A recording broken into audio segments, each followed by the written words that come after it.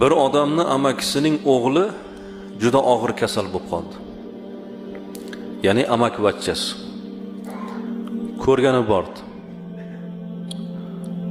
Ko'rib ziyorat qilib chiqqandan keyin farzandidan so'radi.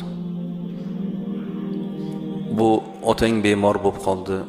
Otangni birortasida qarzi yo'qmi deb so'raganda,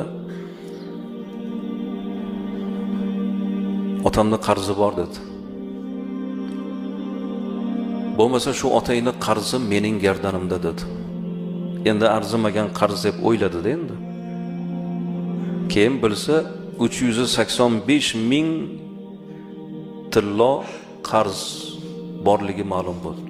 Bu juda katta mablag'. Gardanimga oldim deb aytib qo'ydi, keyin katta mablag' ekanligini bilib qaytmadi. Mana shu zot aytadilarki,